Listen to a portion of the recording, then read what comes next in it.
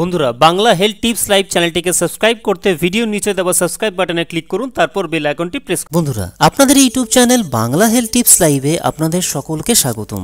বন্ধুরা আজকের এই ভিডিওটিতে আমি আপনাদের সঙ্গে শেয়ার করব এমনই 5টি উপকারী ভেষজ খাবারের বিষয় যা নিয়মিত খেলে আপনি কোনোদিনও বুড়ো হবেন না। এই খাবারগুলো নিয়মিত খেলে আপনার তারুণ্য যৌবন অটুট থাকবে এবং যে কোনো ছোট বড় বা জটিল রোগের বিরুদ্ধেই আপনি গড়ে তুলতে পারবেন এক আগাম প্রতিরোধ শক্তি। বন্ধুরা ভিডিওটি শুরু থেকে শেষ অবধি দেখুন, কারণ আজকের এই ভিডিওটিতে আমি আপনাদেরকে শুধু ভেষজ খাবারগুলো বিষয়ে জানাবো না, বরং তার পাশাপাশি আজকের এই ভিডিওটিতে আমি আপনাদেরকে জানাবো যে কোন খাবারটি দিনের মধ্যে ঠিক কতটা পরিমাণে খেলে আপনি দ্রুত সেই খাবারটি থেকে সর্বাধিক সুফল লাভ করতে পারবেন। বর্তমান সময় যে কোনো ধরনের জটিল অসুখ হলেই তার চিকিৎসার ব্যয়ভার আর আমাদের সাধারণদের আয়ত্তের মধ্যে থাকে না, সেই সঙ্গে তো থাকেই নানা ধরনের পরীক্ষা নিরীক্ষার খরচের ধাক্কা। অপরদিকে এইসব উপকারী ভেষজগুলো সহজলভ্য এবং সস্তা, সেই সঙ্গে এইসব ভেষজগুলো দেহের তারুণ্য বজায় রাখে, তাই একই সঙ্গে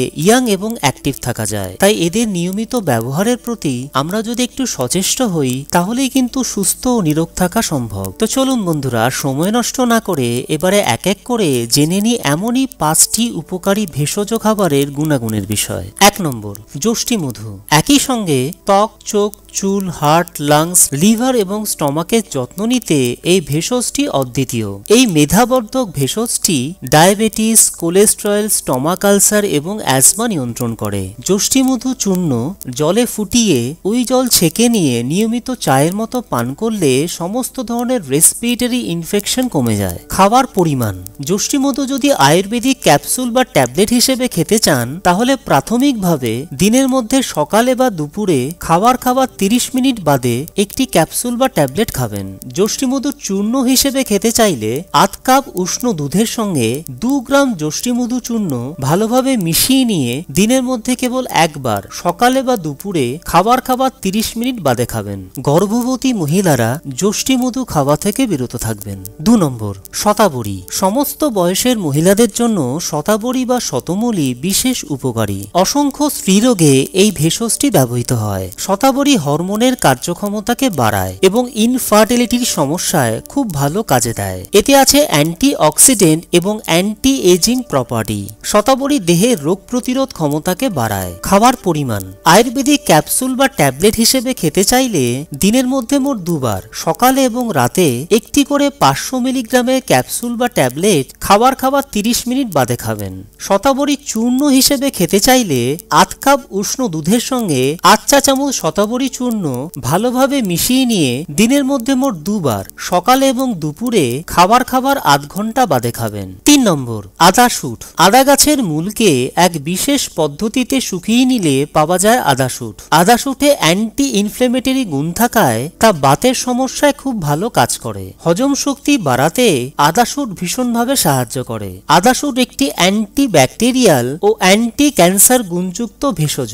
অরুচি, বমি ভাব, মাসেল পেইন, ডায়াবেটিস, কোলেস্টেরলের সমস্যায় খুব ভালো কাজে দেয় আদা শুট। এই ভেষজটি অ্যান্টি এজিং গুণযুক্ত। খাবার পরিমাণ, দিনের মধ্যে কোনোভাবেই 3 গ্রামের বেশি আদা শুট খাবেন না। আদার মূলের নির্যাস আয়ুর্বেদিক ক্যাপসুল বা ট্যাবলেট হিসেবে খেতে চাইলে দিনের মধ্যে মোট 2 বার সকালে এবং রাতে 250 মিলিগ্রামের একটি করে ক্যাপসুল বা ট্যাবলেট খাবার 30 মিনিট বাদে খাবেন।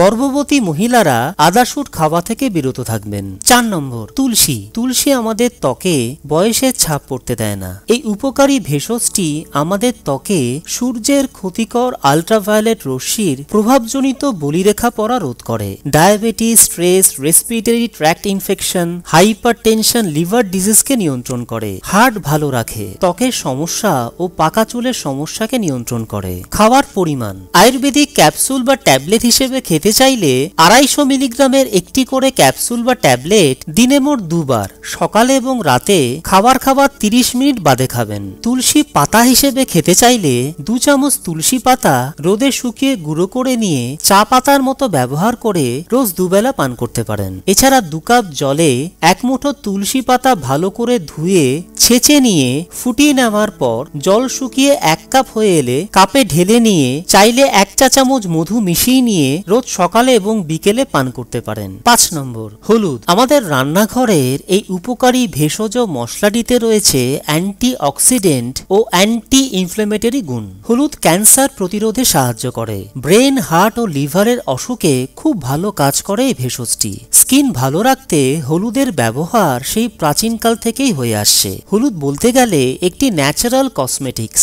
এটি গায়ের রং যেমন উজ্জ্বল করে, তার সাথে বিভিন্ন চর্মরোগের সমস্যা যেমন অ্যালার্জি, ব্রণ, র্যাশ দূর করে। তাছাড়া বয়সগত কিছু রোগ যেমন অ্যালজাইমার, ডায়াবেটিস, আর্থ্রাইটিস রোগ থেকে উপশম পেতে ভীষণভাবে সাহায্য করে। খাওয়ার পরিমাণ। আয়ুর্বেদিক ক্যাপসুল বা ট্যাবলেট হিসেবে খেতে চাইলে প্রাথমিকভাবে প্রতিদিন 500 মিলিগ্রামের একটি করে ক্যাপসুল বা ট্যাবলেট সকালে খাবার 30 মিনিট বাদে খাবেন। কাঁচা হলুদ খেতে চাইলে প্রতিদিন সকালে ঘুম থেকে উঠে সম্পূর্ণ খালি পেটে 1 থেকে 2 টুকরো কাঁচা হলুদ খেতে পারেন। বন্ধুরা, আজকের এই ভিডিওটিতে আমি আপনাদের সঙ্গে যে ভেষজ খাবারগুলোর বিষয়ে নিয়ে আলোচনা করলাম, সেই খাবারগুলোর কোনো ক্ষতিকর পার্শ্ব প্রতিক্রিয়া বা সাইড এফেক্টস নেই। কিন্তু তবু এই ভেষজ খাবারগুলো আয়ুর্বেদিক ক্যাপসুল বা ট্যাবলেট হিসেবে একটানা খেয়ে যাবেন না। প্রথম 2 মাস খাবার পর একজন আয়ুর্বেদিক চিকিৎসকের সঙ্গে পরামর্শ গ্রহণ করবার পরেই দ্বিতীয় দফায় পুনরায় খাবার কথা বিবেচনা করবেন।